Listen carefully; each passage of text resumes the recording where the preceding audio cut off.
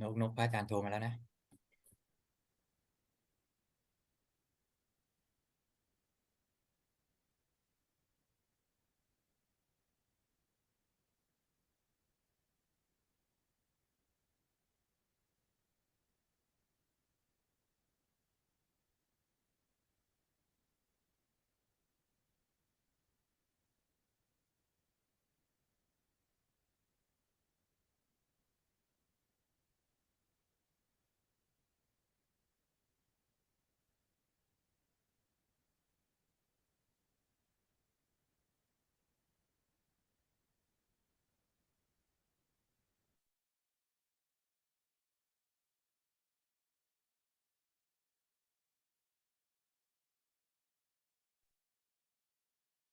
Hello, everybody. Welcome to another Dhamma meeting where we will discuss the Buddhist practices of charity, morality, and meditation. Everyone who is interested is welcome to join. We will start with our first participant, who is Alicia Chan from Malaysia.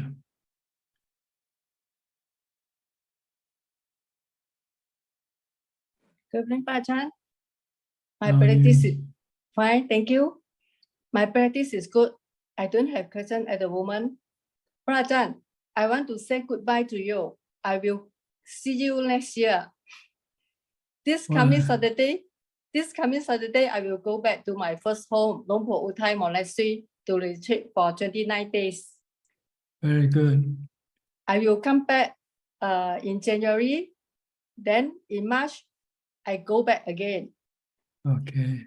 Lumpur Uthai has a stroke and cannot speak. There is no Q&A. If I have any question, can I come back and ask for your guidance? Yes, you can come anytime you like. Thank you. In the Zoom meeting, okay? Not. Okay, thank you. Okay. Next, Professor Ken of Switzerland. Professor, can you hear me? Good afternoon, Ajaan.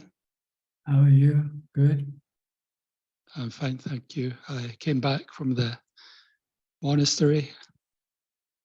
Yes, did you find it peaceful?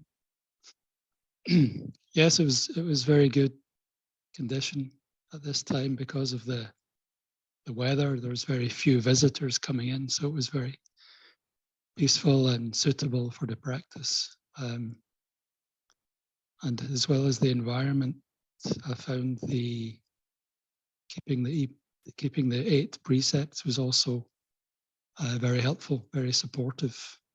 It's much easier to keep 8 precepts in that environment than it is at home, I find. Yes. At home, there's too many temptation. Yeah, exactly. So the practice was going well, and I'm going back again soon because I have to leave because of the limited accommodation. So some other people were coming. So I'll be going back again very, very soon to continue. Yeah. It means you appreciate the place and find it useful for you. Very much. Good. Very supportive. Yeah, in a supportive environment. People and the surroundings are conducive to practice. Yeah, so I found that very, very helpful. And yes. I just have to bridge the gap until the next time I go. So trying to keep going. Yes, you have to push yourself. Things don't come by itself. Yeah. So thank you for your guidance. I was focusing mainly on the samatha bhavana and trying to calm the mind, and that was going quite well. Yes, at this stage you should do the calming of the mind first before you go and contemplate on vipassana or on wisdom. Right now, you need the mind to be calm and peaceful and have strength to resist your defilement. So keep on doing mindfulness all day long, from the time you get up to the time you go to sleep. Try to practice mindfulness as much as possible, stopping your mind from wandering around all over the world, everywhere, Yeah. except here and now. You want to keep it here and now, and just merely knowing, not thinking. If you can do that when you meditate, you find it easy to become calm and peaceful, and maybe the mind will become still, perfectly still. Yeah. You have any question? No, I'm fine for now. Thank you, Ajaan, for your advice and guidance. By the way, how many monks you have up there? They have at the moment about 5 monks. I think 5 is the maximum they have. Yeah. Did they come specifically for the Katina celebration, or? No, these are the monks who stay there all the time. For Katina, there were several additional monks. Yeah.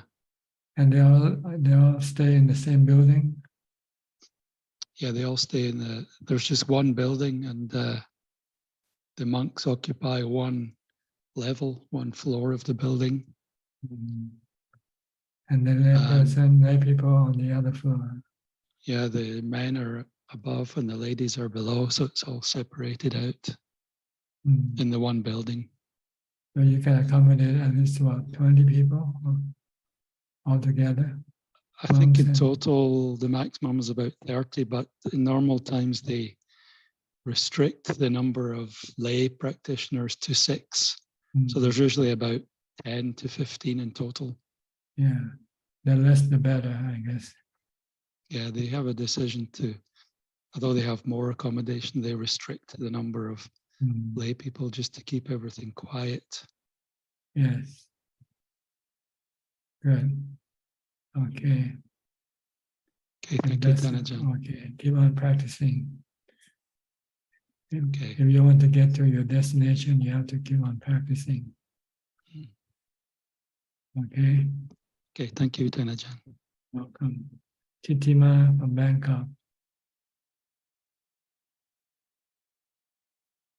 กราบนมัสการค่ะพระอาจารย์ Don't have any question ค่ะ Okay. Go to Stalin from California. Stalin.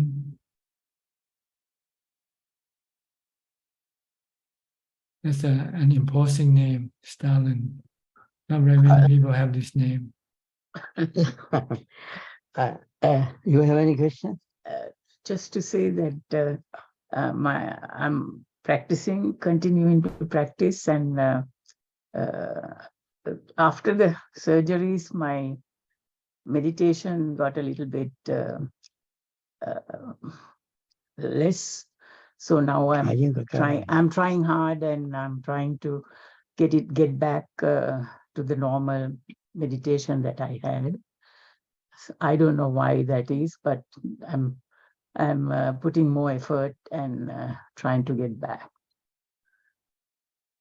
I just wanted to know now, Buddha is the only one who showed the way to get rid of suffering, right?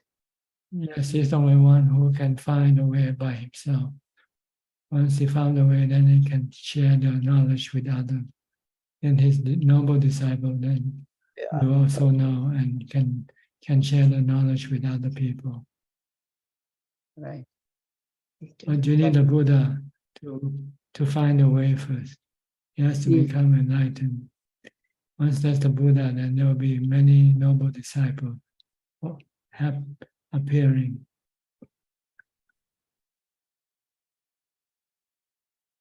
Yeah. But eventually, the Buddhism, the teaching of the Buddha will eventually be lost, because due to lack of interest from Buddhists, there'll be less people do study and practice and more stick to the rituals like dana, and so eventually no one would understand the Noble Eightfold Path or how to practice it. Yeah, in Sri Lanka, that's what's happening. Losing the Dhamma, it's more of the rituals and all that. So that's It's the same way in Thailand also, except for the Thai forest tradition. The Buddhists in the cities and towns are now more about dana and rituals. Right. Okay. Ajaan, listening to last Zoom meeting, I found that a lot of people are interested in understanding what this jhanic state is like and the various steps that you go through for one to get into all those different jhanic states. So, do I have your permission to express my experiences going through these jhanas? Well, if you keep it short. Yeah, I'll try to be as brief as possible. Okay. Okay. One thing that I like to say is that the jhanas can be attained not only through the anapanasati, because the text shows that there are 42 kammatanas. And as far as I am concerned, I have used both anapanasati and the kasinas. Kasinas refer to concentrating on a disc, and it depends on whatever color you want to choose, like blue, red, yellow, green, and so forth, that is pleasing to the eye. My personal experience is that the kasinas can take you to higher levels of jhana compared to the anapanasati, which is slow to come about. And the anapanasati, some of the questions that were asked was because first you have to understand, for you to go to the jhanic states, what you are trying to achieve. Main thing being the 5 nivaranas, or the 5 hindrances. Kamachanda, delight for sensual pleasures, vyapada, ill will, and also when you there, the ill will even refers to the very ill will towards you, that I can't do this, however much I try, I can't get it, and so forth. Kamachanda, vyapada, tinamidda, that is sloth and torpor, and then uddacha kukucha, that is that worry and restlessness because you keep on thinking, and vichikicha. And the vichikicha part of it is not only the doubt about the Dhamma, but about the Dhamma, doubt in yourself itself. I can't do this. So if you go with that idea, you will never be able to go there. Then regarding very briefly the different stages of anapanasati, when you concentrate on the anapanasati slowly, with time, if you really concentrate without anything coming into your mind, you will realize at the very early stages that your thoughts are disappearing. Then once your thoughts are disappearing, then you are coming now towards the jhana. Really, when all thoughts are disappeared, but the thing is, there are no signposts to say, oh, I am in this jhana, I am in that jhana, and so forth. Those things are not there. It's just the mental experience that you get there. Then when you go to then they talk about Preeti Sukha. As far as I'm concerned, I never experienced that, because straight away what happens is, when you keep on breathing and breathing, you tend to feel that your breath is getting slower and slower, and also smaller in volume. It comes to a state that as if you are taking about 2 or 3, about 5 cc of air. So the breath becomes smaller and smaller and smaller until the breath totally disappears. Now, this according to the books is the fourth jhana. So there, that is with the anapanasati. But with the kasinas, this there are different the kasinas. What you experience is different from the anapanasati.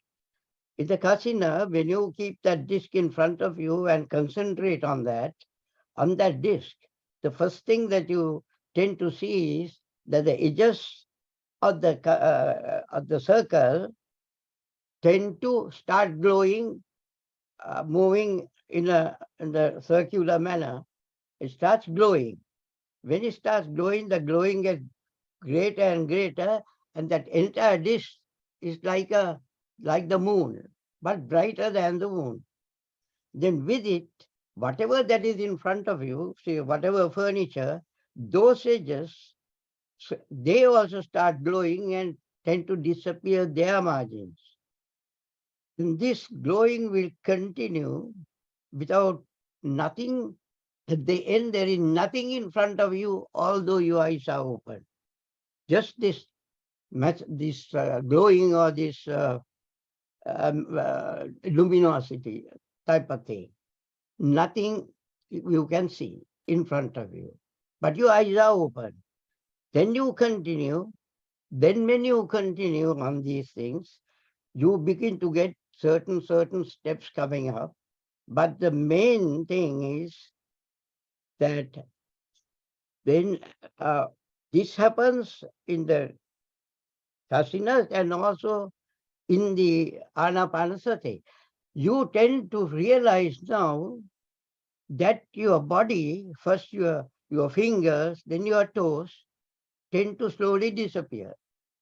They keep on disappearing little by little, and centripetally this disappearance occurs. That is, first the hands disappear, then the forearm disappears, then the upper arm disappears. Similarly, it happens to the legs at the same time.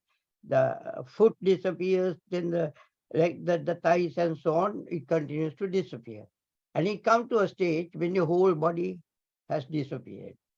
And when that whole body has disappeared, you are in that state where your mind is now very luminous, but you have no you as such, or what you may say, there is no person here, but there is very acute awareness. You are acute. There is the knowing without a knower. You are not there because your nama rupa has totally disappeared. Together with it, the vijnana has disappeared, and therefore this so-called person has disappeared. So because these stages are occurring from the first stage all the way to this arupajanic first stage, is because as soon as you move up, you are suppressing the five hindrances little by little by little. Higher the suppression, higher is your jhana. So when that state occurs, you will realize that gives you a very good understanding that this capital I, this person who called person or I is nothing but an illusion, because you won't realize that at that moment, but only after you come out of that jhanic state, when you contemplate on it, what happened, what it is, you will then realize it. And of course, at that fifth jhana, or the first arupa jhana, there is only this magnificent luminosity, which I think the Buddha refers to as the Pabhasara Chitta, luminosity, with this, with the luminosity coming from a central area, which is highly luminous compared to the rest of it. So anyway, then after that, depends on for how long you are in the state. Suddenly when a thought appears, in my case, of course, I got the thought, what has happened to me? Then immediately, like snakes and ladders, you come back to your normal position. Then then what happens is, this is not a dream or anything. because after you come back from it, you are a different person, because still the remnants of that suppression of the 5 hindrances are still with you. So you are a different person in the sense you are not at all interested in your surroundings. You are quiet and calm and no interest whatsoever in the surroundings. So therefore, there was a question that was asked, if you go to the jhana, after that will you not look at pretty girls? Well, during this period, yes. During this period, you won't, because you are in the still remnant state of that jhanic state that you are experiencing. And the length of this period depends on for how long you have been in the jhana.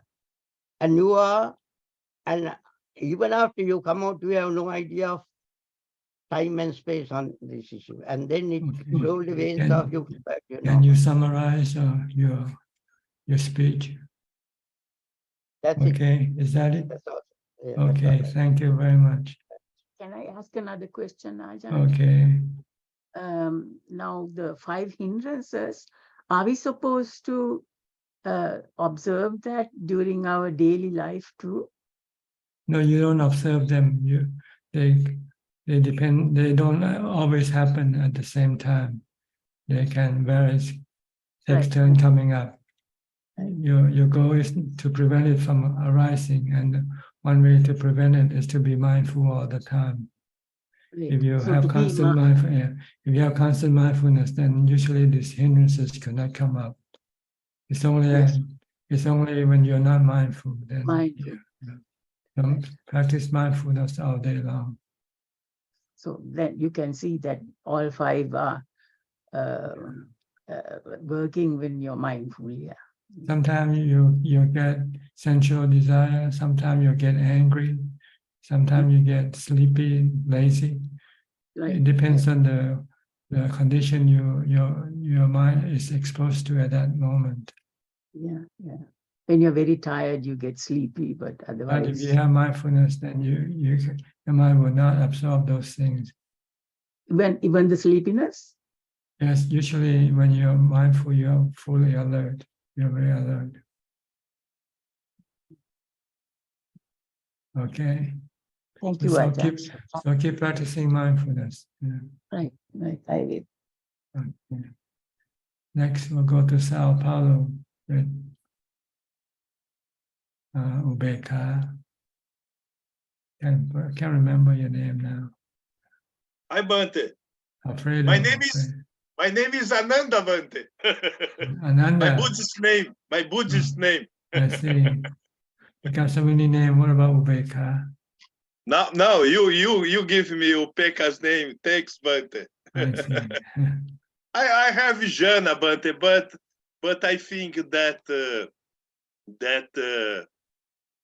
to know what Upeka is, the Arahant state, is important, but it's not necessary, né, Bhante? The main practice is meditate, is calm, is jhanas, is not hindrances, né, Bhante? The high levels is very good, but not important you change in words the high levels, né, Bhante? If you enter in for jhana, it depends your karma. If you have very wisdom, né? If you have a Buddha, for example, have a good karma, né? And Buddha in jhana has a lot of knowledge, né? Abhidhamma and one conscience, né? Buddha in jhana, in Apana Samadhi, Buddha describes all Dhamma, né? all things of teachings of Dhamma. But I think is that the important, but if you talk to us, né? Is practice, né? But is calm, né? Is have to journey, is not have bad feelings, né? I learned the palestra of last week, and a lot of students busy with bad feelings, né? You to control your bad feelings, you have to not have hindrance, not have obstacles. Né?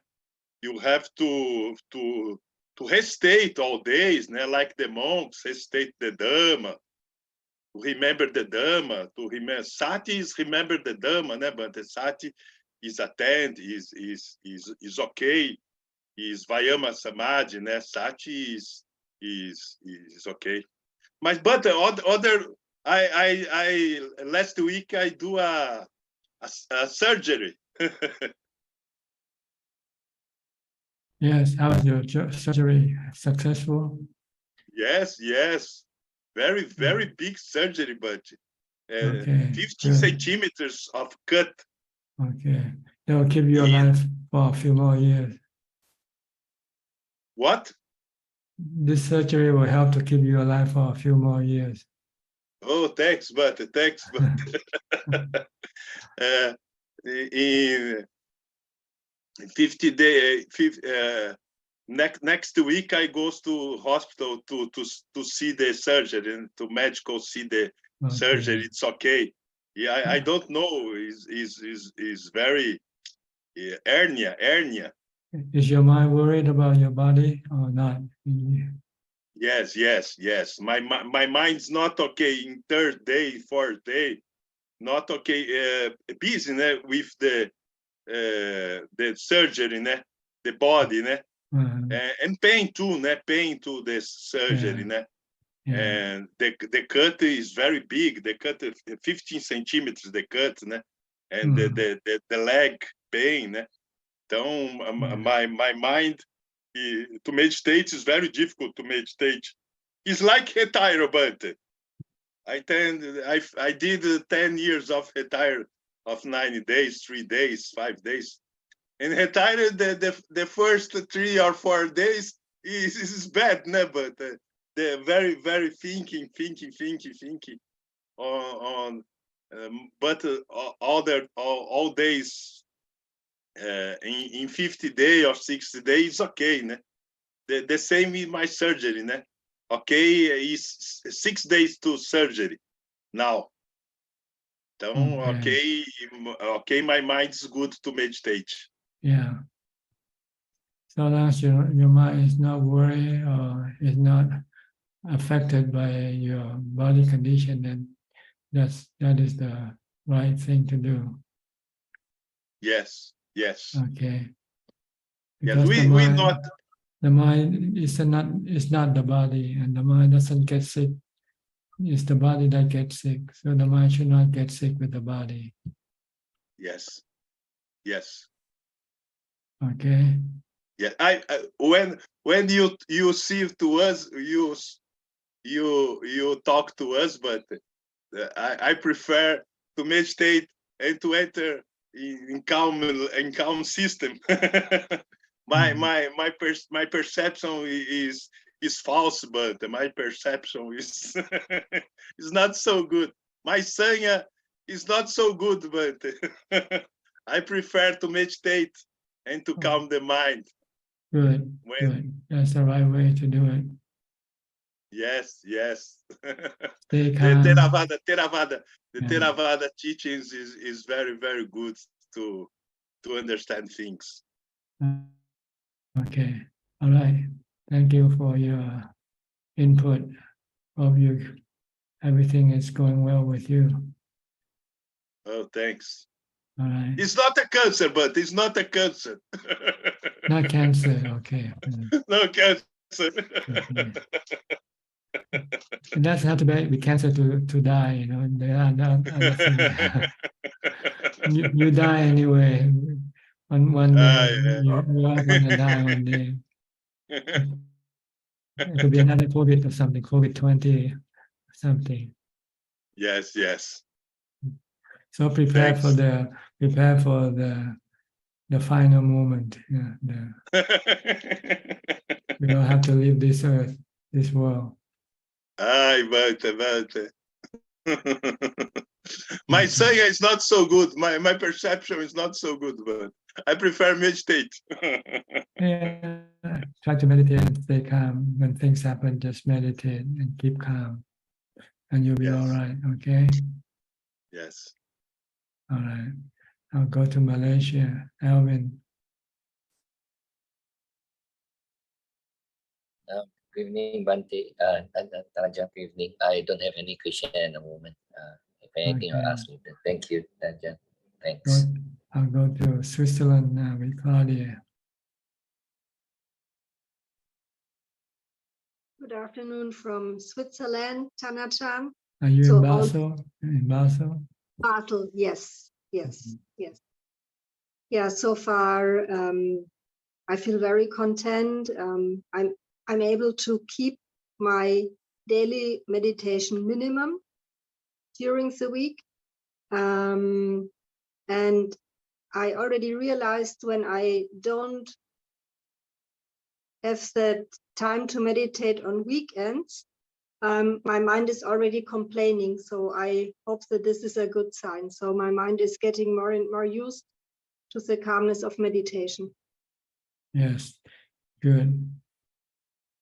When you feel that you're losing something when you don't meditate, then it means your mind now likes to meditate. Yeah, yeah, yeah. So good. The more you meditate, the more you find it is better than anything else. Yeah, yeah. Eventually, you will give up everything and just concentrate on meditation only. That's a very good goal. Yeah. Yeah, yeah. And I'm also looking forward to go to the Dhammatalk monastery in 2 weeks. Yes, to stay there or just to visit? To stay there for 1 day. I see. Okay. Yeah. Yeah. You like So it up there? Sweet. You like it up there? You like it Yeah. there? Okay. Beautiful place. Good. No questions today. Thank you. Okay. We go to Celia from Peru. Celia.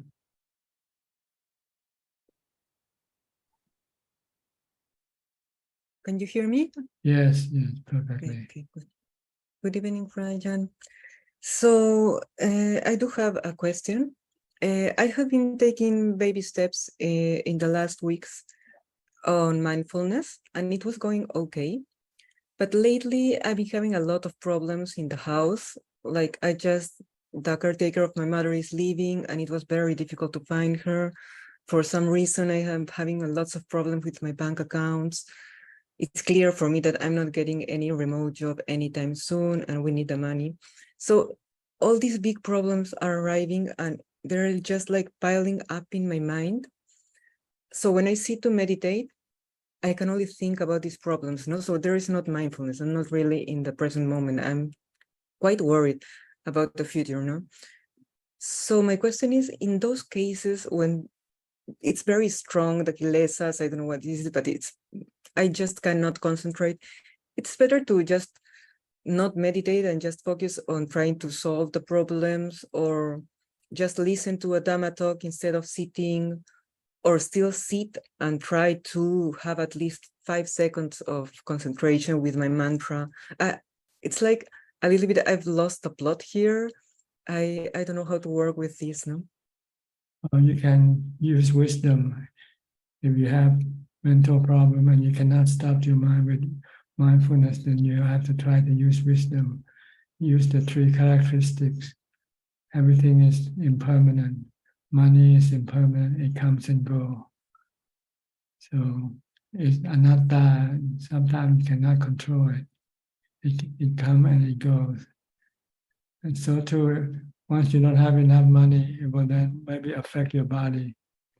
And your body is also anicca. Your body will eventually gonna die anyway. Maybe now it's about the time for it to die. So you can see anicca and everything, then you can accept the situation. If you cannot do anything about it. Yeah. If you can do something about it, then do it. If you can somehow manage to get your financial back into order, do it. If you cannot, then you just have to accept whatever's gonna happen is gonna happen.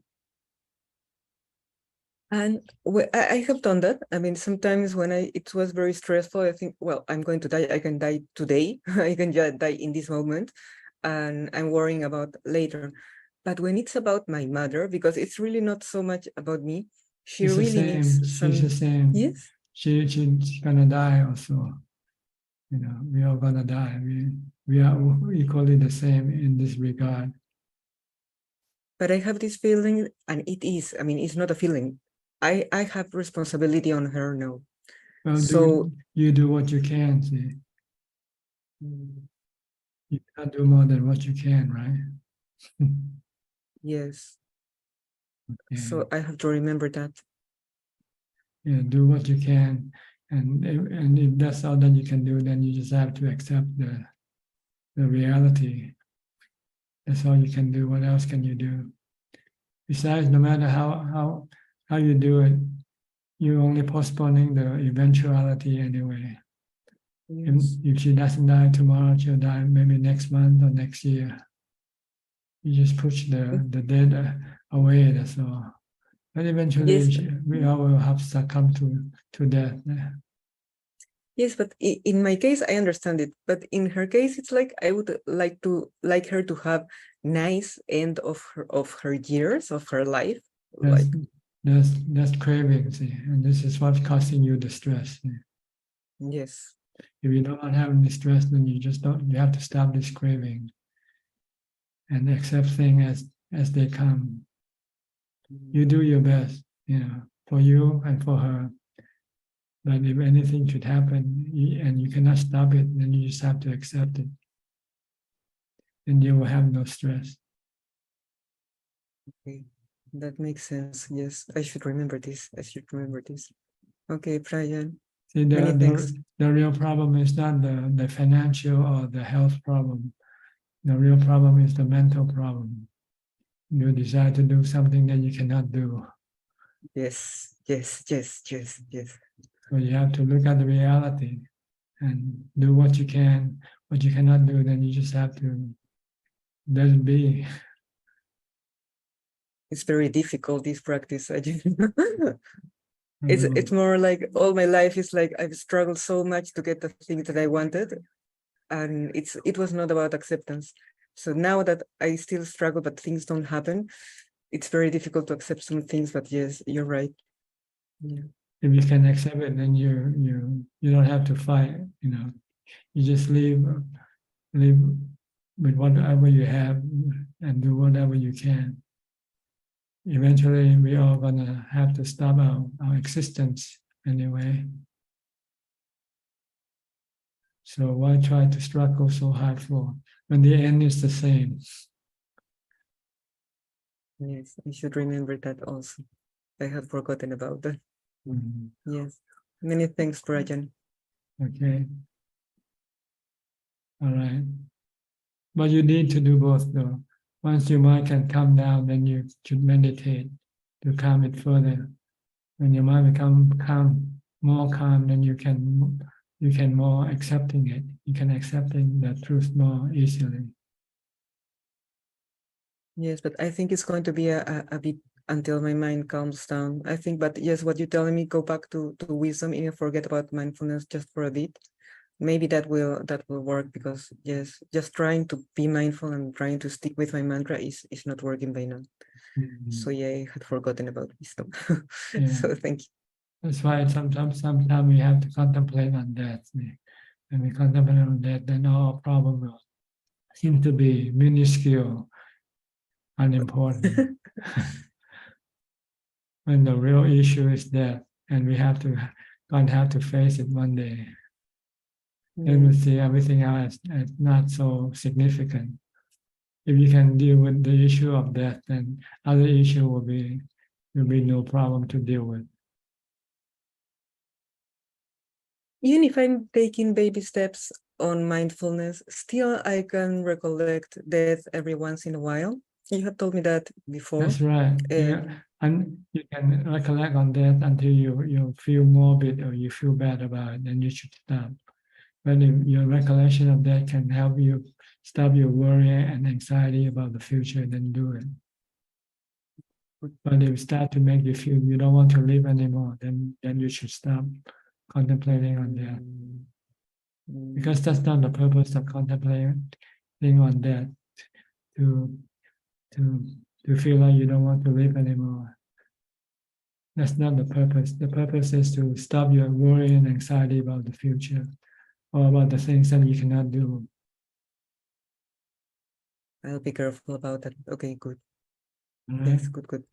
Okay, Okay, thank you very much, Ajahn. you're welcome. Christine Koe from Penang, where have you been? You went to monastery?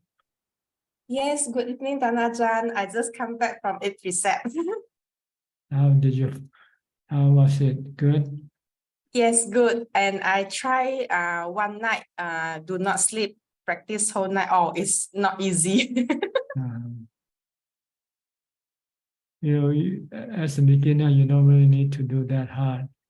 Because maybe it's not easy and it's not productive anyway. Yes, it's not productive at all. So just do the amount that you can do and go and increase it gradually.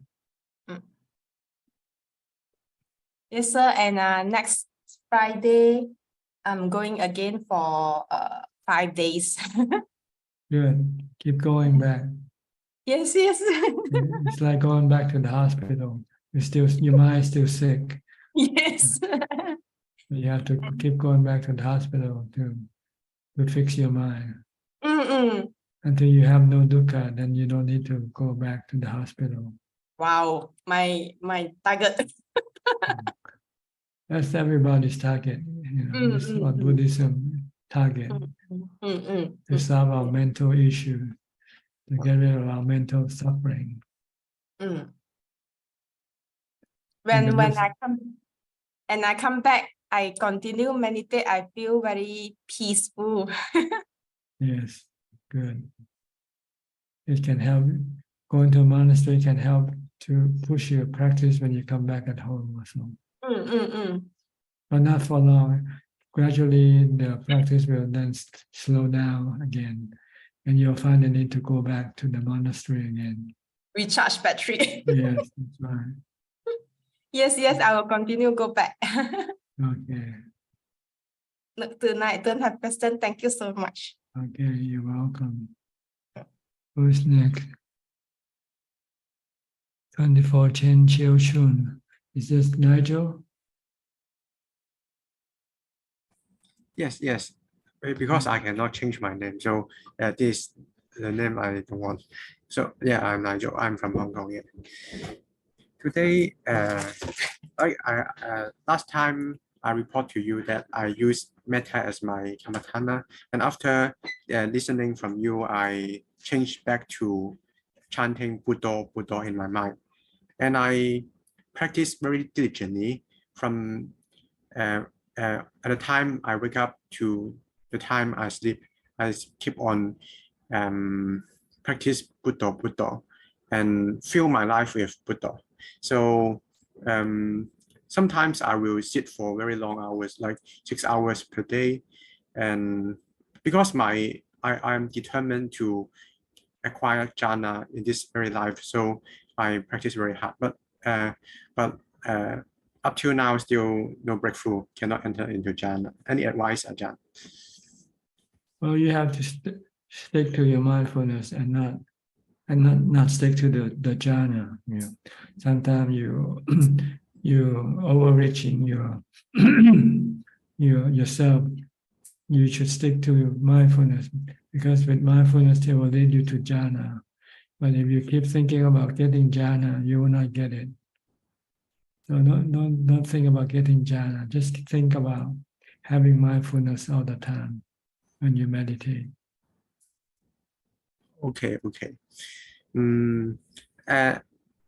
I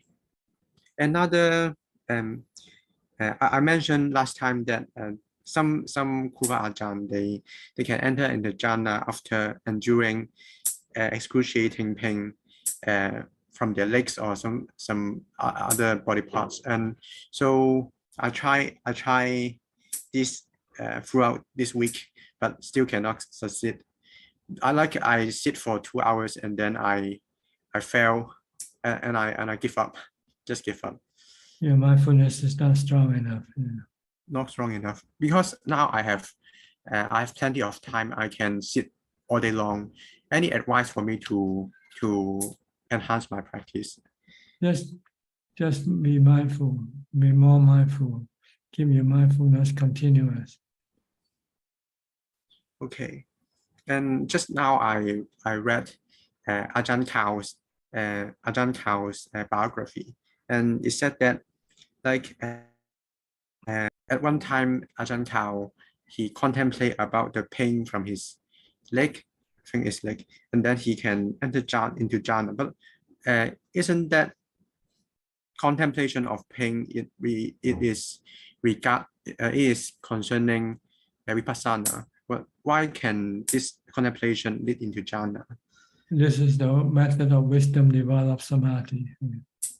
Oh, using vipassana to calm the mind. So we can also enter into jhana by this contemplation, right? That's right. To teach the mind to understand the nature of pain as being anicca anatta, and that there's nothing you can do anything about it. All you can do is just to leave it alone. So when the mind understands, it leaves them pain alone, and then it can enter into calm. I somehow summarize the success examples of some Krupa Ajahns, and they like one of them is by during this excruciating pain. Another one is like to fight against the fear of like something like tiger. Is it right? That's right. These are usually the two issues, the problem that you have to solve. One is the fear of death. Second is the fear of pain, which the body will have to meet one day. So you learn how to cope with this pain and how to cope with this death. Once you know how to cope with it, then you will not be afraid of pain or be afraid of death. How about what is the principle behind the by using this method to get into jhana? What is the mechanism behind? But why by overcoming the? For people who have some jhana before, and sometimes they cannot use jhana to get into jhana with mindfulness, then they have to resort to wisdom instead. But for people who usually doesn't have any previous jhana experience, then it will not be easy for them to use wisdom to calm the mind. So that you have to depend or rely on mindfulness by reciting a mantra. Okay, so the fear of death, because in Ajahn Mun's biography, it records that some people they are fear of the tigers, and then they keep on chanting Buddha Buddha in their mind, and they just successfully enter into jhana by this method. So, but they do not use wisdom. So, what is the mechanism behind these successful examples? Well, each individual have different capacity on wisdom and on mindfulness. So sometimes for one person, they can use mindfulness to successfully enter into jhana. Another person might need to use wisdom. So this is not something that you have to worry about. You have to worry about what you can use to get your mind into jhana. So, because I have plenty of time, I can go everywhere now. Will it be conducive if I go into some tomb or or deserted place to train my mind to enter in the jhana, because this can evoke my fear? Well, you have to decide for yourself, because there's no fixed formula for everybody. Yeah. Mm. You have to find out what works for you. Maybe You I will. have to- You have to just keep trying. Try this method and this method, and then this place and that place. Eventually, you'll find which one suitable for you. Then you go. Okay, so maybe I will try to endure the excruciating pain once, and by strong determination, not moving my body. So when it comes to a point that it is really excruciating, the pain is really excruciating. So should I concentrate into chanting Buddha, or should I change to contemplate the pain? That's what I mean. You have to decide for yourself. Okay. So expectedly, I will enter into jhana by contemplation or simply Buddha, right? That's right. Okay, thank you, Ajahn. Okay, you're welcome. Get Genso from Penang.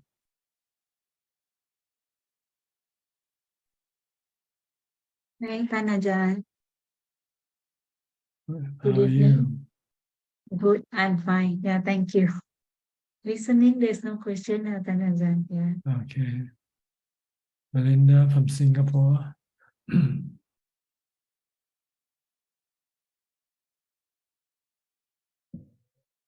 Listening, Ajahn, no question. No, okay, no question. Kafai Lim from Malaysia. Good day to you, Ajahn. I have no question for now. Thank you. Okay, Aparajita from Dubai. Good evening, Ajahn. Good evening to you. I was just wondering, I was trying to also memorize, as you mentioned once, the 32 body parts. So if I take it up as a little contemplation, is it better to do it in parts or all 32 to think about? It's up to you.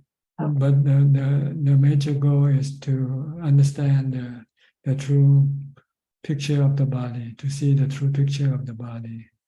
So sometimes you have to look at the whole picture, the whole thing, the whole body. What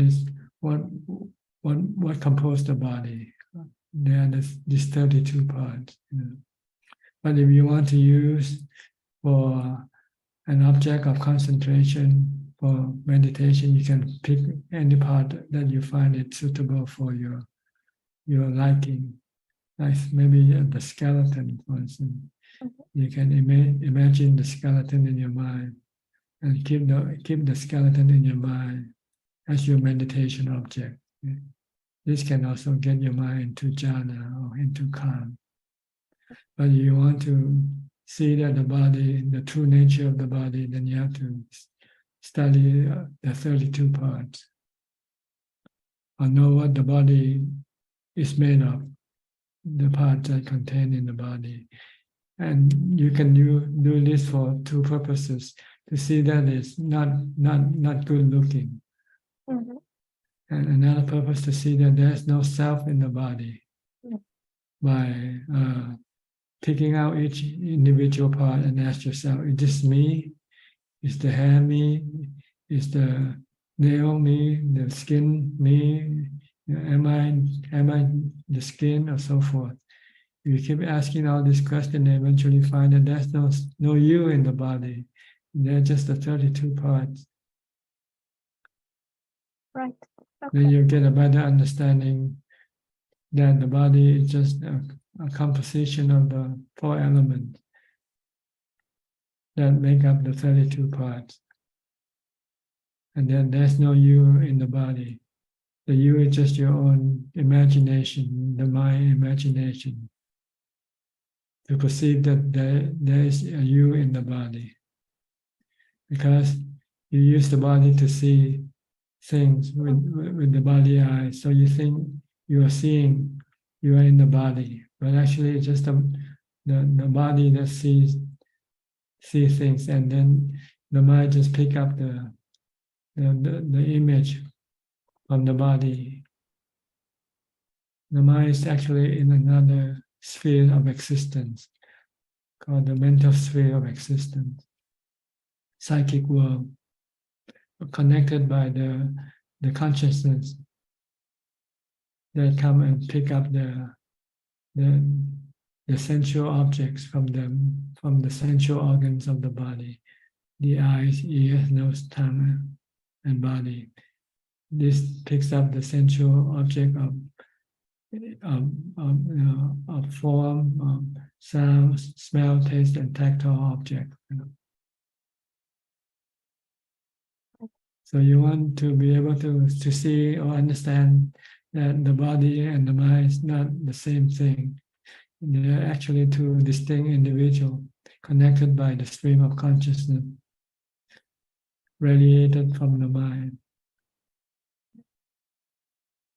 Just like constantly building this, creating this Understanding. Yes. So to get rid of your delusion. Yeah. Our delusion keeps us thinking that the body is you, is me, is mine, it's myself. And actually the mind is the I, mine, myself, but the mind is not in the body. Such a deep delusion. Oh yes, it's so deeply inbred. It's not easy. No. It's like people in ancient times that believe the world is flat, for instance, the earth is flat.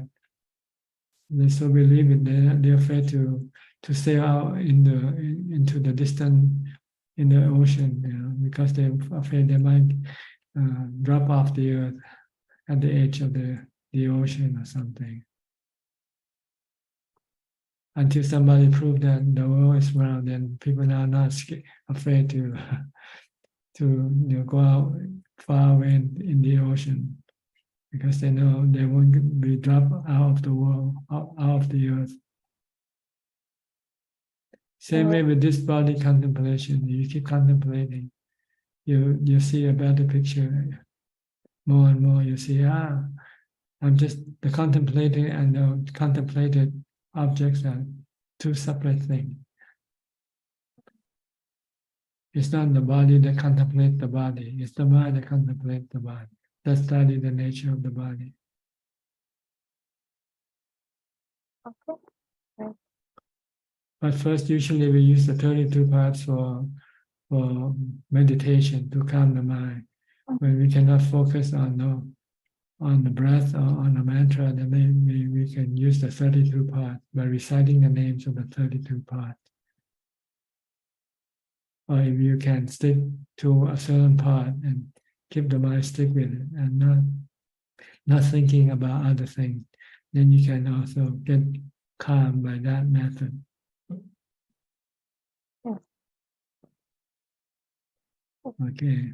So it serves two purposes: to develop mindfulness, to develop calm, or to develop wisdom, to understand the true nature of the body. There's no body in the body. Yeah, The body is just, there are only 32 parts in the body. Yeah. Okay. All right. Thank you. Thank you, Dad. Okay, go to your brother now in Delhi. Ajaan.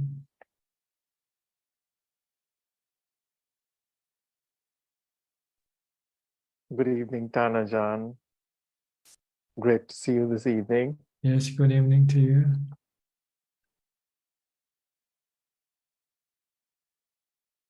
What can I do for you tonight? Well, I have no question this evening, Ajaan. I'm happy listening and attending the session. All right. And then I'll go to the next person then, which is Thank you. Nantali Richardson. Nantali in Pattaya, Thailand. กราบนมัสการเจ้าค่ะพระอาจารย์ No question today. Okay. How about you, Philip, from Malaysia? Any question? Good, Ajaan. No questions tonight. Glad to be listening in. Okay. Diana from Wales. Greetings, Tanajan. I've been wondering about the difference between thought and contemplation. Do you have to have samadhi to contemplate? Well, it's like studying something. You need more concentration when you have to study. Contemplation is the study of something. Like when you study, when you read some subject, then you need concentration to be able to understand it. See? If you don't have enough concentration, your mind might be reading it, but your mind might be at the same time thinking about some other thing. Then you don't understand what you're reading. So truly, you want to be able to concentrate solely on what you read, on what you think, so that you can understand what you're studying, you're finding out. So it will be more effective for you to learn by having a concentrated mind, not a scattered mind. To have a calm mind so that the defilements don't become part of our That's why thought. sometimes your defilement can pull your thought away to think about something else. Or maybe it might interfere with your study, your contemplation. And also you also need a calm mind to be able to eventually, when you find that what you study,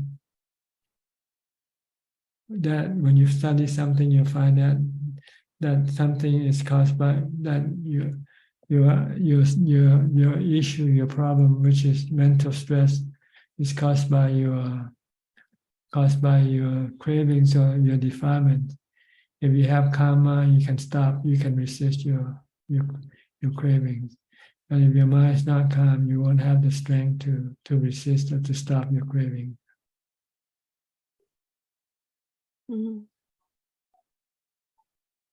Thank you. Okay, you're welcome. Now go to Toronto now. Dr. Pia and Indira, are you both physicians or just one? Yes, both of them, both of us. But she took some time off for a time being. So helping me with consultations, other things like help pull in the office. How are you, Ajaan? Good. Thank you. You sound a bit tired today. Do I sound tired? Maybe, I don't know. You don't know, okay. I told Lindy he sounds a bit tired today. You okay? Oh yeah, that's why I'm here. If I'm not okay, I won't be here. Okay. Thank you so much. Yes. Yeah. We had a bit of a hectic week with my mother, and then somebody close to us passing away. A lot of things, but somehow managing to continue with our meditation. Yeah. I have a question about a couple of questions actually of the previous discussion about suffering. I guess day-to-day life, we create our own suffering. I know it's the lack of wisdom or ignorance. I think the expectation, something maybe you can see a little bit easier for our craving. In a way, subtle expectations, subtle form of craving, desire. My mother, it should be like this. Maybe she should not suffer at the end, or I should not suffer, or my finances. So it's a kind of we are expecting something, we are not getting it, and we are suffering. It's a form of craving, I believe. What are your thoughts? Yes, you're actually facing a lot of mental suffering all day long, but you don't notice it that it is suffering because they're minor. Like you run into somebody who is not kind or who is not nice, you don't feel good already. And that's also another form of suffering, mental suffering. Yeah. When you're not happy, it means you're not happy with somebody or something. That's because you want that somebody or something to be different. Yeah, so rarely I get this difficult patient. When I see the name, I really don't want to go see, because he's always arguing, she or she. So sometimes it's because I don't want to be with the person I don't like. So again, that's my craving, desire, just vibhavatan, like not want to be kind of. That's right. That's right. You don't want to. You don't want to be face something that you don't like. Yeah. For me too, Tanajan, my thing is like with my mother, like she's been with me for 26 years. So it's all since my father passed away. So my thing is like, I always want, I'm trying my best, just like the lady from Peru, like I just want her to be happy, thinking her last stage, like she's 92. So it's a constant struggle. So sometimes I think listening to you, I was thinking maybe I also should just let go a little bit. If you cannot change, I think the best thing is to use equanimity, like metta, mudita, karuna, upekka. I mean, in the world, like so war is going on, you can't do too much. Just be equanimous to it. That's all you can. I feel sorry for the kids who are dying, but that's compassion. But there's nothing you can do. Right, and to get yourself upset doesn't change anything. The other thing, Tanachan, the jhana, somebody earlier on talked about like really struggling to gain jhana. I guess maybe, when Thanisaro Bhikkhu give instruction, he says, once you get the body into position, you have to get the mind into position, like starting with like loving kindness. Sometimes if you struggle too hard to gain something, that's expectation, craving, and that minds become restless. And these are the hindrances. You are creating hindrances against. So you're working against mind being concentrated in a way to gain samadhi. So you are working against it. So you without, if you expect, just be with the breath. If you expect, then you are not going to get it. That's my understanding. Well, my understanding, the hindrances, they arise because the lack of mindfulness on your part. If you're constantly mindful, then all these things cannot arise, cannot appear. That's why I always stress keep being mindful all day long. Sampachanya. Sati Sampachanya. Yeah, I think that leads to pure state of, clear state of mind. When you sit, it's much easier when you're mindful all day long. But when you're busy all day long with some other stuff, the mind doesn't concentrate easily. So you see the difference in the mind at that stage, and you know which one to go for. But if you're not clear with, if you want to really succeed in meditation, you have to stop working, stop doing other work, and solely concentrate on your meditation practice only.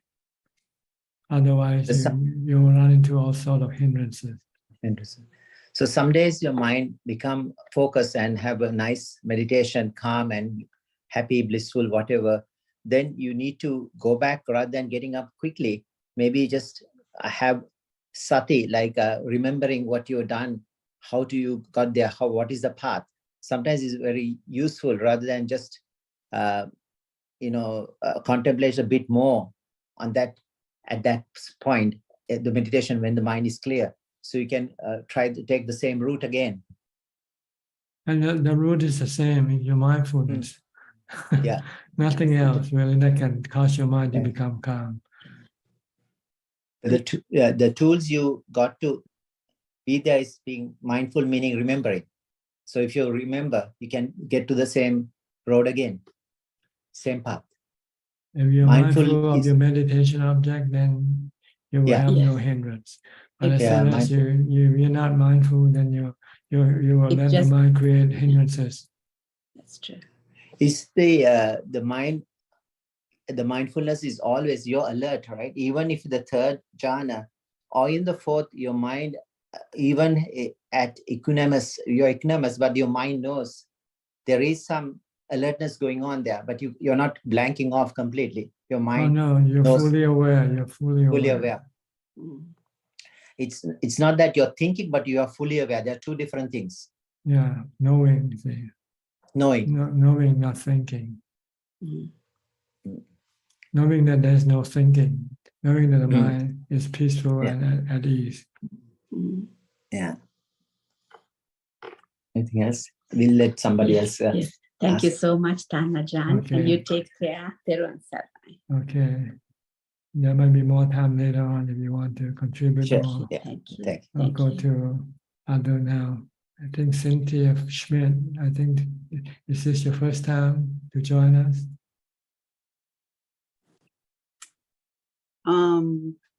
Yeah, I usually just watch it on YouTube because I wasn't in Thailand, but now I'm in Thailand, so it's you know, a good time. But last week I was at what Mark John on Tuesday, so I didn't come. But now I'm back in Bangkok again. Mhm.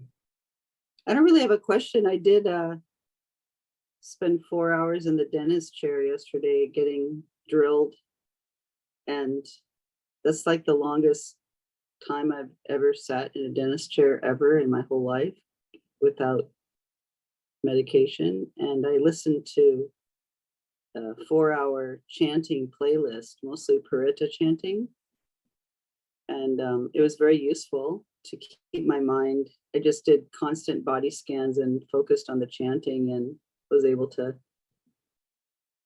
manage a really long dentist appointment. So that was super great. Yes, your mind, once it's calm, then it can take anything. Yeah, definitely. Chanting's super useful. Yeah. Thanks, Ajaan. Okay, how are you doing with your quest so far? Good. Good. Yeah, I had a good stay at Wat Mok John, so that was good. You plan to go to some other monastery or more? Yeah, I'm gonna in January. I'll go to Nanachat and Wat Pah Pong, and then I don't know, somewhere in Chiang Mai. I don't know what. I'm just not really sure. So you're exploring places. Yes, exploring Thailand and then finding monasteries nearby. Yeah. Okay. Yeah. Hope you find what you're looking for. Thank you. Okay. Is that all? All right. I'll go to Gary now. Gary from Singapore. Good evening, Prajan. No questions from me right now. Okay. Just happy to be listening. Thank you. Go to New Zealand. Pretty late for you now, huh? 3 o'clock or something. Yeah, thank you, Ajaan. It's just past 3 o'clock in the morning. We You look were late sleepy. today. You look sleepy. We were late, but we jump out of the bed and then joined Zoom. How are you? Thank Ajaan. Good, thank you. Bye. Thank you for your teaching. Do you have any questions? Thank you, Ajaan.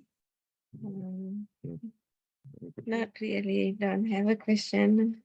So I have a comment, Ajaan, to the previous comment about treating people, taking care. So I've been thinking, even for our kids, we do our best. We did our best. If they need any help, we help our siblings, anyone. So other than that, I think we have to leave to their karma, right? So whatever they That's suffer, right. whatever gain. So sometimes we can't do too much, so just let it go. So this is the right attitude. That's right. As long as you do your best, then there's nothing else you can do. Anything more you can do. Yeah. And you have to look at the big picture. And the big picture is we all gonna get sick and die anyway.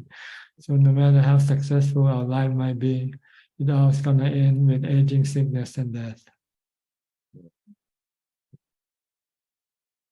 Once you can see the big picture, then you're not worried about the small picture anymore, and they're not significant as compared to the big picture. That's why the Buddha teaches us to contemplate on aging, sickness, and death all the time. Don't forget the big picture. Sometimes we forget about the big picture and worry about the small picture. Yeah. which is not significant at all, the small picture. Yeah. That's good. Yeah. Our whole life is focused on small pictures. Yes. So Too even our much. job and life, Yeah. yeah, too much. Small Too much pictures. on the small picture, you forget the big picture. So you have to always have the big picture in the back of your mind. And then when you deal with the small picture, you can say, oh, it's not that big. It's not that important. If you can deal with it, do it. If you cannot do it, then leave it be. Let it be. It cannot change the big picture anyway. Yeah, that's good. Yeah, good. So you can And you do what you can do, and then accept what you cannot do. yeah. And Tanaja, we have already booked our trip to Thailand, so we'll be paying respect to you, visiting you in mid-February. It's all Okay, confirmed, so we are traveling. Yeah. good. How long you plan to stay in Thailand for? Close to 4 weeks. So we are visiting Ajaan. So we start with Bangkok, Wat Yan. So we will join your Pindapat and also the talk the weekend. Have you been here And before? yeah, we did the same pilgrimage just before COVID. So we spent 4 weeks. So this time we try to visit more Ajaan. Trying to stay with Ajahn Ganha's monastery a couple of days. So we are traveling with a group from Ajahn Brahm's monastery. So yeah. Okay. So looking forward to that. Is Ajahn Brahm leading the? No, it will be Ajahn Api, yeah. Ajahn Api, yeah. Second in command. Yeah. So we went with 2020 we traveled with the same group but different people. So yeah, it's very inspiring to listen to Dhamma and see how the real practice in the forest, and it's so inspiring. So we keep us going. So in my job, Give you the real picture. Yes. So our goal is like I work and earn money, and then we do this sort of thing. So that's how our life now. So, and practicing at home. So Yeah, I think it's worthwhile. Yeah. Hope the trip will inspire you to do more practice. Yes, totally. Yeah. And to see that nothing else is important as more than the practice. Yeah. I think what we like about Thailand is, I think it's all pure Dhamma still there, because Thailand has not been a colony or foreign under any foreign influence. So is that purity still there? So no distortion. That's what we saw in terms of practice. Okay. Yeah. Good. All right. Okay. So Yeah, see thank you you, then. Dhammatalk. All right. Yeah, see you there. Yeah. See. Okay. Thank Next. you, Ajahn. 3 and 10 from Vancouver or near Vancouver, suburb of Vancouver. Hello, Danjan. Greetings, Ajahn. So, what can I do for you? Ajahn, I have a question. You talk about like when we about like the mind feeling bad, you can see right away if you break the precept. But what about like the other effects, like Buddha talk about, let's say we break the killing precept, we have a short life. Like, is that also the other effects that we not necessarily see it now, but we probably could see in the future? Well, this is by an analysis more than actually seeing the actual event happening, So we can do it after we do some analysis, then we find out that bad karma will produce bad result. And good karma will produce good result. Oh. So that's generally it's the it's talking about bad karma producing bad results, but the result is like you don't necessarily see it like immediately, not like the effect, but the effect of the mind feeling bad about it is an immediate effect. That's right. The result that affects your mind is, you can see it right away. When you did something wrong, you feel bad. When you steal some money, you feel bad. When you lie or when you cheat, you feel bad. Mm. But the other effect is also real, right? I think like let's say you kill, you have a short life. That's also like real effect that will happen. Well, it may be real, may not be real. It doesn't matter really. Right. Yeah. What matters is how you feel. That's the most important thing. Mm.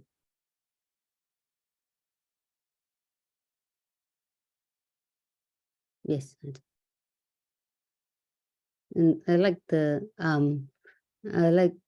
talk about the big picture, about big picture, seeing the big picture, having the big picture at the back of our mind all the time it helps with because we always see the small picture. We forget about the big picture, and we worry about little things like your next door neighbor doing something you don't like or something. and always forgetting about the big picture. But that's very helpful reminder what you're saying about the big picture, keeping the big picture about aging, sickness, and death. And your coach should be more concerned about dealing with the big picture. Because once you can deal with aging, sickness, and death, then all the other problem will really be no problem at all. Yeah. If you can deal with the big picture, the other problem, is no It's longer insignificant. Yeah.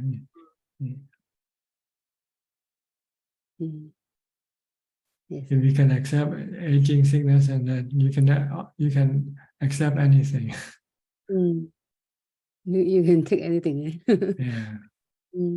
Yes. Yeah. Thank you for always giving us the big picture. It's a good reminder. Yeah, we like to forget about the big picture because it doesn't make us feel good when we think about the big picture. The small picture can delude us to make us feel secure, make us feel happy. So we don't like to look at the big picture. We like to look at the small picture, like planning for your wedding, planning for your holiday, planning for your birthday party or whatever. And this is the little picture that you indulge in to forget about the big picture.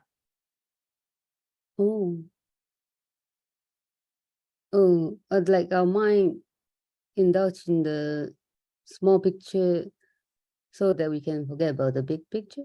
Like it's the defilement. Yes, delusion. Not seeing the anicca anatta nature of life. Anicca dukkha anatta of life. Keep us looking for happiness, looking for pleasure from life.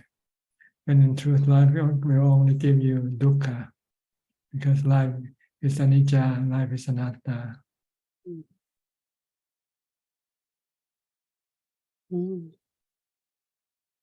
So you keep contemplating, when you keep looking at the big picture, you become gradually enlightened to the truth.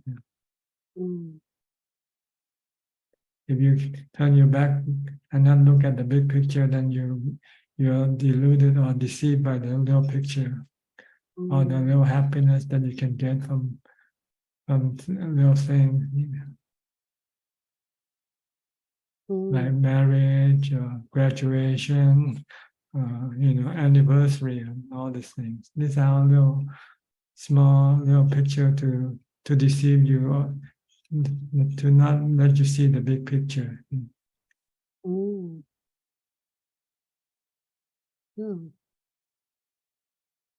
So we always hope for something good, something better, right, to come up, because we don't see the big picture. If we see the big picture, then we know there's no hope.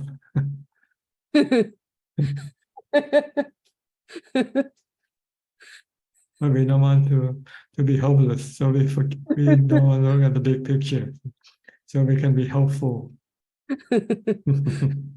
I love that. Wishful thinking. There's no hope. Yeah.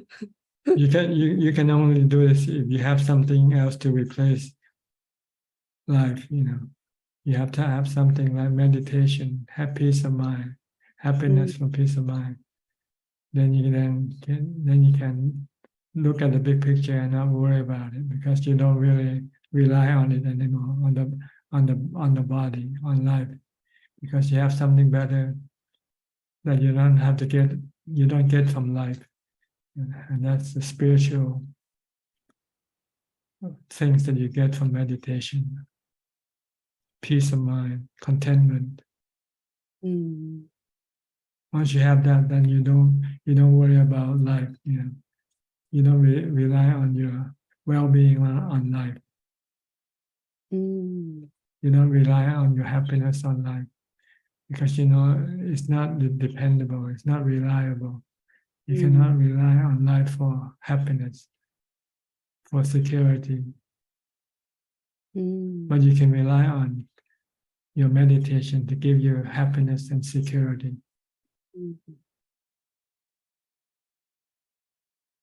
So you should practice more mindfulness and meditation. Then you won't have to rely on life to give you happiness. Yes.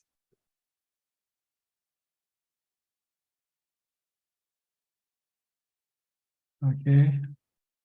Yes. Thank you, Ajahn. That's beautiful. Ajahn, Go ahead.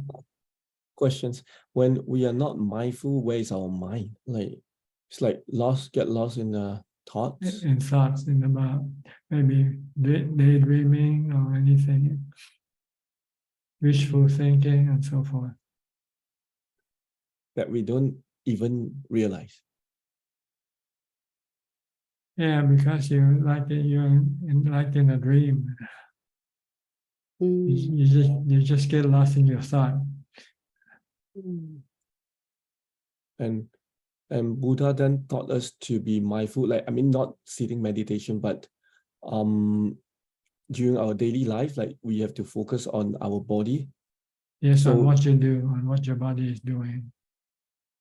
Just to prevent the mind from going somewhere. That's right. Prevent it from thinking about other things. Okay. And another question is, someone in his lifetime know where he will be going after his death, reborn? Will he know can we see some people if they are going to be reborn in the animal realm? Is there a behavior during his lifetime that we can see? Yes, for example, if he acts like an animal, then he more likely will go born as an animal. If he acts like a saint, he'll be born as a saint in heaven. If you have loving kindness, you have the 4 Brahma Vihara, you are more likely to be reborn in heaven. If you cannot if you keep breaking the 5 precepts, then you're more likely to be reborn as an animal. Because that's the nature of animals. They don't keep the precept, right? They don't abstain from killing, they don't abstain from lying or cheating or stealing. You can't lie, Ajahn. Only human can do this. Even higher beings can do this. If you want to be higher, you want to remain human, you have to keep you should be able to, you should not break the 5 precepts. Mm. And if you want to go higher than human, besides keeping the 5 precepts, you also have to have generosity. You have to have loving kindness for your fellow beings. Share your wealth or help other people in need. Then you will move up higher. You become a deva. And if you want to go higher than a deva, then you have to keep the 8 precepts. You have to abstain from the sensual pleasure and seek the pleasure from meditation, from jhana. And you then enter into the Brahma realm of existence. And if you want to go higher than the Brahma realm of existence, you have to develop the wisdom, the Four Noble Truths, and the 3 characteristics of existence. Then you will then become a noble disciple. Mm. So this is the different stages of existence that you can access through your karma you're doing in this lifetime. Mm. If you can keep the precept, you will prevent yourself from being born as a human. You will remain a human if you can keep the 5 precepts. And if you can become generous and share your wealth with other people, share your happiness, be Santa Claus, then you'll go to heaven. You'll be devas. Mm. But if you want to go higher than Deva realm, then you have to practice meditation and keep the 8 precepts. Mm. And if you want to go higher than the Brahma realm, you have to develop wisdom. Mm. You have to see the 4 Noble Truths and the 3 characteristics of existence. Then you can then purify your mind. See?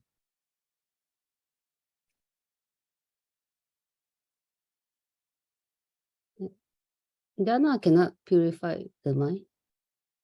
Just only purify some part of the defilement. Your attachment to money, your attachment to wealth, your selfishness can be overcome by your dana, by your generosity. Oh.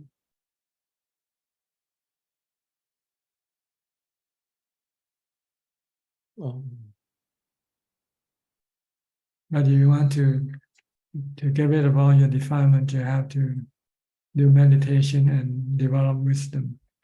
Meditation can temporarily suppress your defilement, your greed, hate, and illusion, but cannot get rid of them permanently.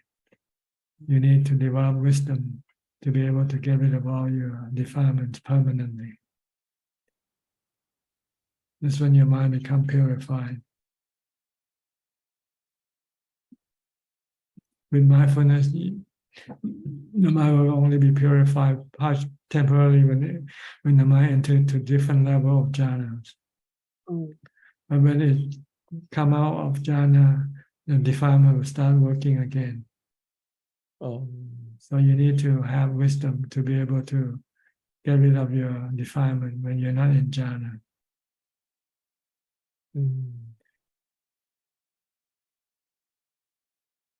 So for someone who has achieved jhana, if he come out from jhana, he still be able to break the precept. He will have defilement working, and it depends on how much he wants to break it. It depends. It's possible that you can break the precepts, like Devadatta, the nemesis of the Buddha, the enemy of the Buddha. He had jhana, but it's not the type of jhana that he has psychic power through meditation. But the psychic power that cannot stop the defilement from working, from doing things.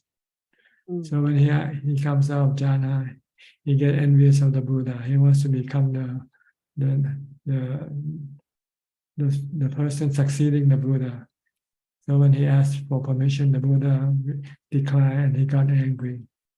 And he tried to kill the Buddha 3 times.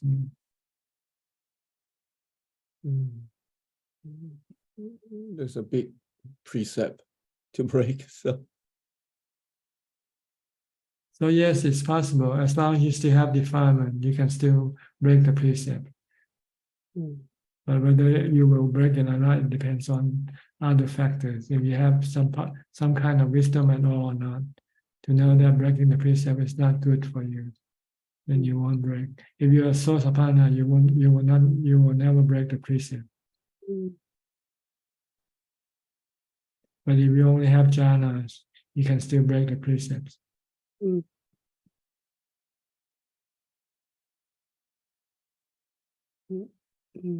Okay. Sometimes if we meditate, we keep precept and meditate, but still haven't go into jhana, we still can't go to the Brahma realm. You have to be able to. Yes, you have to enter into jhana. Then you'll be in the Brahma realm. Because when you enter into jhana, you got rid of your sensual cravings, essential. Oh, that's one. You can get rid of your sensual desire, which is a hindrance to your entering into jhana. So when you have no sensual desire, then you don't have to seek the sensual objects for pleasure.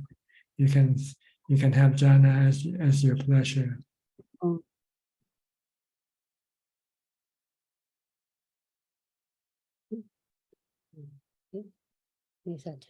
Thank you, Ajahn. Thank you, Ajahn. Okay. Next, Sulan. Always last but not least.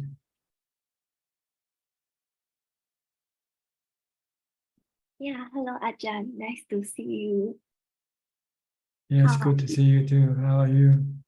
Yeah, I'm good. Yeah, how are you? Okay, fine, thank you. That's good to know. Yeah. Yeah, actually I've been feeling a bit tired recently. Then I was kind of at work and like a lot of things to do. Yeah.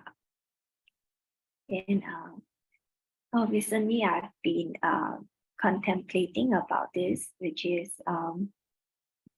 like I remember when I was younger, then I would think that, oh, okay, I think I know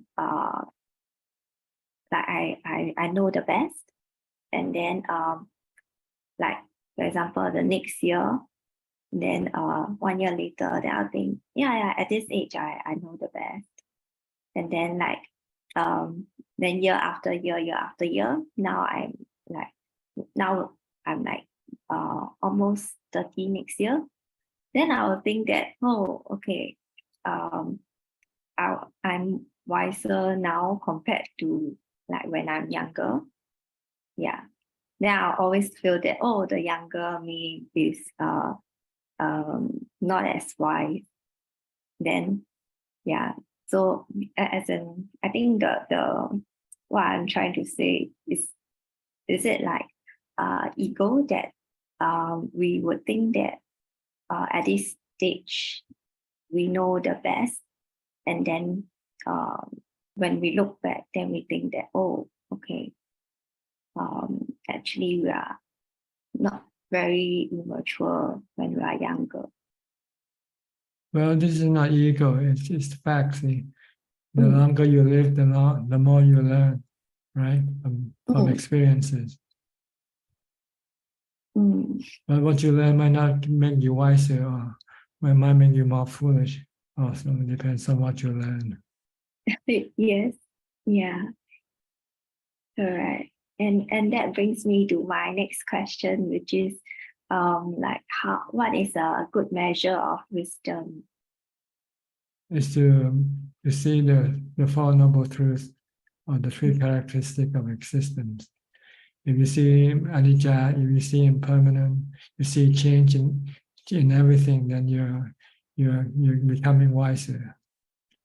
And when you see that there are things that that you cannot control, things that are not always under your control, and that's wisdom.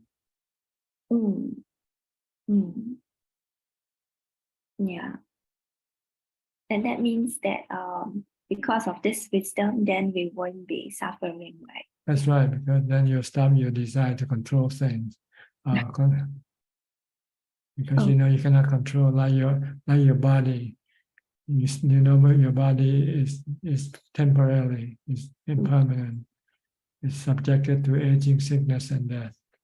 No matter how hard you try to control it, you cannot do it. Yes. And everything else is the same, not just the body. Your financial is the same. You can always control your finances. Sometimes you get more money, sometimes you lose more money. Everything, you cannot control them all the time. Maybe sometimes you can do it, but sometimes you cannot do it. When you cannot control it, then you get dukkha. You get stress. You get anxiety, worry, or sadness. But if you understand that you cannot control them and try to accommodate them, accept them, then you won't get any stress.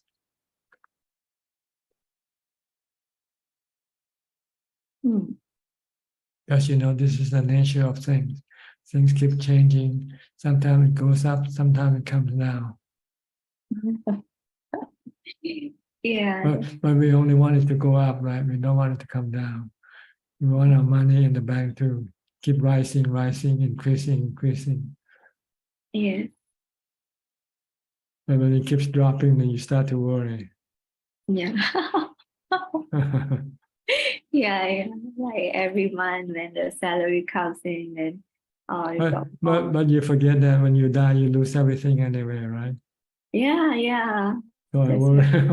So why worry if you should lose it now? Yeah, that's true. Okay. Yeah. Anything else? Yeah, another question. Just now you said that like Sotapanna, that for Sotapanna, he will not make a mistake or break the precept. Whereas like even if a person reaches like attains like all the four jhanas, he can still make mistake just like Devadatta. Then I'm just curious whether like bodhisattvas, are they also like able to make mistake or like break the precept? Yes, they can still break the precept, but they have this intense intention to keep the precept. But sometimes the mind might be overwhelmed with defilements, and then they can break the precept occasionally. When your mind is overwhelmed with anger or with greed, sometimes you cannot prevent yourself from breaking the precept to do what your anger or your greed demand you to do. But with the Sotapanna, you can see that the result of breaking the precept is more painful than the pain that you endure from your greed or your hatred. So it's better to stop your greed and stop your hatred. Then go break the precept. Yes. Because when you break the precept, you feel bad. You feel worse. Yes. Okay. Okay. Yeah. Thank you, Ajahn. Yeah, we have another person who just Grisha, I think. Grisha, how are you? Where are you from?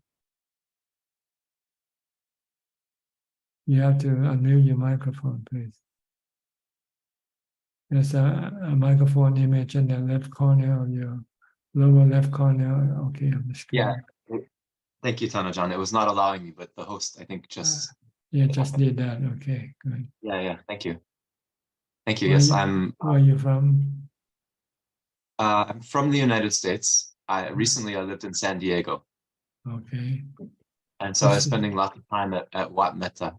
I met that with Ajaan Jeff. With Ajaan Jeff, yeah. Yeah. Good. And I told Ajaan Jeff that I wanted to ordain in Thailand. Mhm. And he said, you should talk to Ajaan Suchart. He said, talk to Ajaan Suchart.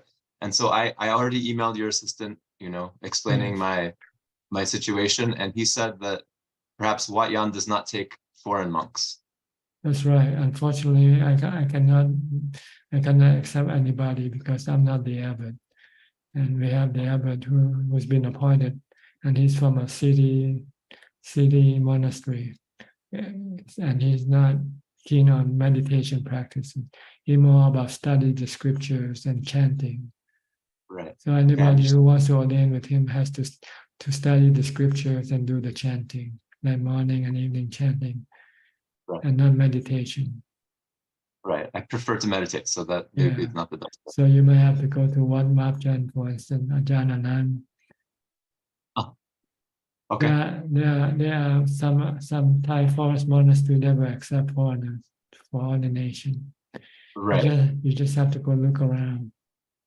I will. I think my plan is to come to Thailand in June. Mm. And I would like to visit Wat Yan because the assistant said that maybe it would be suitable for me to practice on the mountain, with no water, no electricity. That's right. You can practice with us. If you're not ordained, you can stay. You can stay with us. We usually give you 2 weeks to stay at a time, but you can extend it afterwards if there's no issue between you and the monks. Okay. I see. Yeah. So I think I will come and stay 2 weeks at Wat Yan and then go to the next place to ordain. You can go look around. There are many different forest monastery that accept Westerners or foreigners. Yeah, I feel attracted to Wat Marpchan.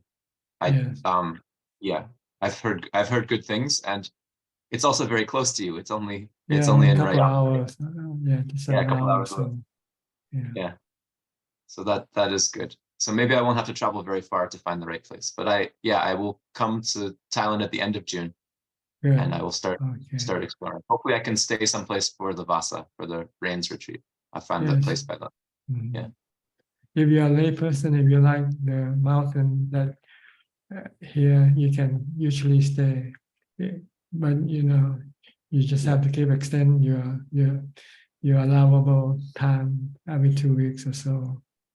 Okay, I understand. Yeah. Mm-hmm. Do you have any guidance for me? Ajaan Jeff gave me this book, and I'm reading the BMC, the monastic code, the Vinaya. I see. Yeah, so I'm reading Ajaan Jeff's book about Vinaya. Is there anything else that I should do to prepare to go to Thailand? Well, prepare your mind to accept things as they come. Yeah, of course. Yeah. I'm working very hard at it. I've been a meditator for a long time. Don't be too choosy. Just try to accommodate things, and you'll find it easier to go on. But if you're particular, that thing has to be in a certain way, then you might find it more difficult. Yeah. I believe that I be flexible. Yes. Make your mind flexible and be able to adapt and change if you have to.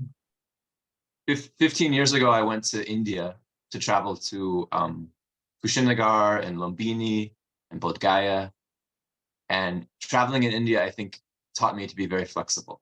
Yes, good. Yes. I think Thailand will be easier than India, I think. Yeah. If you can go to India, you can go to anywhere, I think. I think so, yeah. India was hard. It was hard, but it was very inspiring, Tanajan, to be, especially in places like Kushinagar or Shravasti. Shravasti was very inspiring because it was where the monastery was. Yes. And there were serious monks practicing there. I was surprised. I didn't think there would be any sincere monks in India, but there were many sincere monks in places like Shravasti and Kushinagar and Lumbini. There were monks that were practicing well. Good. Only experience can reveal you the truth. Yeah, very true. Okay. But, Anything else? hopefully I will see you in Thailand in June. Okay. Take care. Yes, take care. Bye-bye. Okay, now we can go to Kunjuk for more questions if there's any. Namaskaran. We have 7 questions this evening, and the first 6 questions are from Facebook. The first question is from Tanik. Hi, Bante. Can you explain steps 3 to 5 of Anapanasati? What does it mean? Step 3, he trains himself, I will breathe in sensitive to the entire body. He trains himself, I will breathe out sensitive to the entire body. I can only explain the first step. The first step is to be mindful of your breath, in and out, and that's all you have to know. Shall I not read the other steps then and just... Yeah, because I don't know the other steps. Because when I do, you just focus on the breath and then it will automatically bring you through the other steps. It's like automatic transmission. You just put in the drive and then it will change the gear for you. The next question is also from Tanik. Is it okay to have lower back support when meditating as long as my back is straight? Well, usually we prefer not to have anything at all as your support. Well, all you need is mindfulness, really, as your support. If you have strong mindfulness, then you won't need any other support. And the next question is also from Tanik. Is it okay to meditate sitting on a chair to avoid pain? Well, when you first start, you might want to reduce some of the obstruction, and body pain could be one of it. So you want to maybe sit comfortably on a chair. But if you want to practice more seriously, then sitting cross-legged will be more preferable position for meditator. The next question is from Lena. Vandami Ajaan, what is the benefit of insight in our practice? Insight, you mean vipassana insight? I think so. It just says insight. What's the benefit? What is the benefit of insight in our practice? With insight, you can get rid of the defilement permanently. See? With mindfulness alone, you cannot get rid of your defilement permanently. You can only suppress it temporarily. But with insight or with wisdom, then insight meaning to see the Four Noble Truths and the 3 characteristics of existence. If you can see the Four Noble Truths and the 3 characteristics of existence, you can get rid of your defilement permanently. The next question is from Nilmini. Venerable Ajahn, when I do meditation some days, the body pain comes, which is unbelievable. But when I stop doing meditation, I can't feel any pain. How to overcome this? By mindfulness. When you have painful, when you meditate, just keep reciting a mantra like Bhutto, Bhutto, and don't pay attention to the pain. Then your mind will become calm and then can leave the pain alone. The next question is from Aun. Hi Ajahn, I'm Boon from Penang. Can Ajahn please explain why the Buddha prefer and encourage the use of Anapanasati in meditation compared to other methods, although there are 40 types of meditation methods? I don't know, I cannot read the mind of Buddha, sorry. The next question is from Ankit Oi. May I know how to overcome when I cannot sleep? Well, there are many reasons for you not to be able to sleep. If you take in some coffee before you go to sleep, usually coffee will keep you awake. There might be some other issues, like you might have problem with somebody financial problem, family problem, working problem, and you cannot stop your mind from thinking about it, then you can find it difficult to go to sleep with that also. So sometimes if you cannot go to sleep, then just accept it. Okay, if I cannot go to sleep, get up and do something, do some exercise, do some meditation, do whatever. Eventually your body will get tired and then you'll fall asleep anyway. The last question is from the assistant Gmail, and the question is from Sabi from Sri Lanka. Recently, an elephant called Mali in Manila Zoo, who was known as the world's saddest elephant, died in captivity for nearly 45 years in a concrete room, which is extremely tragic. Whenever I hear news like this, I feel so upset and feeling frustrated to realize the human cruelty to animals. What actually caused this sorrow feelings within me? Is it a defilement which hinder my path to understanding the Four Noble Truths? That's right. You don't understand the law of karma. See, and things happen to us because it was due to our past karma that caused us to experience something bad or something good. Yeah. So if you cannot accept the law of karma, then you want to change the law of karma. You want everything to be nice and good. Yeah. But this is not the real world. The real world, there's good and bad things mixed together. That is all, Ka. Yeah. So anybody else? I think we have about 6 more minutes left. If anybody wants to ask another 2 questions, you're welcome to raise your hand. PR, okay, PR. Do you raise your hand already? Okay. Ajaan, you talk about the big picture, old age, sickness, and death. I think it's very interesting. You need to contemplate on that. But also, there are 5 things Buddha said to contemplate: old age, sickness, death, separation, as well as the last one is you are the owner of your karma. So as you said, the first 4 doesn't look good. It's very bleak and very negative. Old age, sickness, and death, and separation. But however, the karma gives us, that's our weapon. Because karma could be good karma resulting good results, bad karma resulting bad results, good or bad, mixed karma. And the last and the final one is karma, which leads to ending of karma. In other words, vipassana, samatha vipassana. So it's kind of a practice which we can escape the karma. It's a practice is karma, and we can escape karma. So we have an option, we have a window which can escape karma. So so he has, although the first 4 looks pretty bleak and negative and dark, but there is one option for us, the karma, the escape from it. Karma, which leads to the ending of karma, all karma.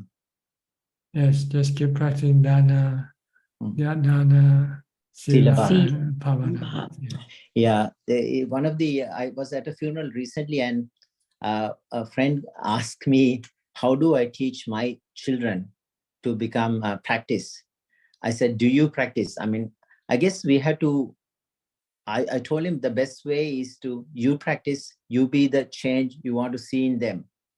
In other words, they learn, when you practice, you are much calmer, you handle their situations better. Then they kind of try to mirror you. That's probably better than saying, okay, go practice, learn teaching of the Buddha. So what do you think of that advice? You think that you need to practice to show the children, right? I guess. Yes, you have to teach by doing, not by talking. Don't do as I say, do as I do. Or don't do as I do as I say. You cannot. That's yeah. And the final the question about the karma. I mean, we can't put everything to our karma. Obviously, there are 5 niyama dhammas. Karma is one of the subjects. So karma is also changeable. It's not permanent. The present karma, what we have is right now.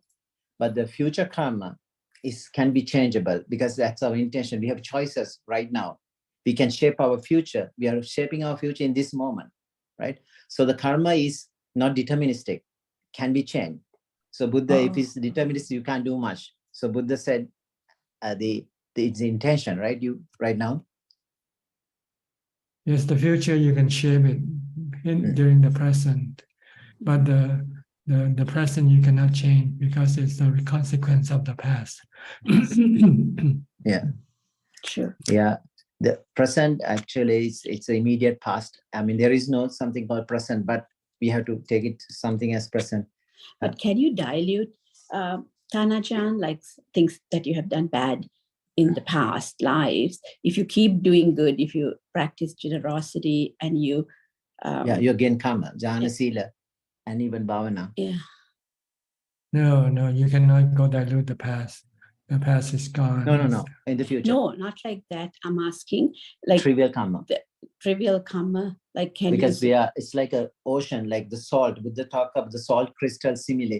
If you have a flowing water, if you put the crystal, the water is not salt, you can drink.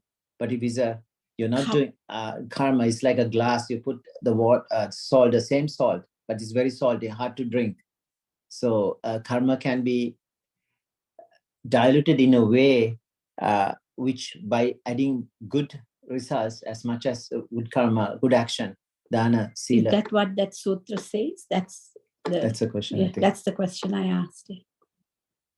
Yes, if you do more good karma than bad karma, then the good karma will be stronger and will take effect before the bad karma. Yeah. But you do not get rid of the bad karma. It's just that the bad karma doesn't have enough strength to present its consequence yet, because your good karma is stronger, and your good karma will give the result first. But sooner or later, you will have still the bad karma following you. One day, when your good karma is less than your bad karma, then your bad karma will take effect. Pop up, yes, take effect. Yes.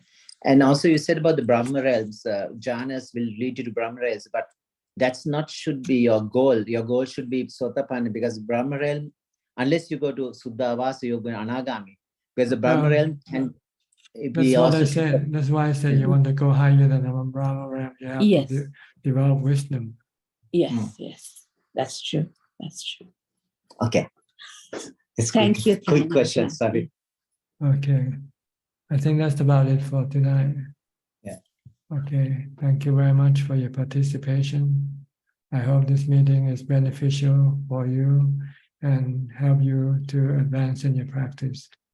In the meantime, please stay safe, stay mindful, and keep on practicing. And if all goes well, I'll see you all at the same time next week. Thank you and goodbye. Thank you, Prajan. Thank Thank you. you. Thank you, everyone. Bye. Thank you. Everyone. Thank you, Ajahn. Thank Can I you. ask one more question? Thank you. Thank you. Hi, bye, everyone. Thank you, Everyone, Rongko. thank you. Thank you, Thank admin. you. Bye-bye. Bye. Bye. Okay, thank you.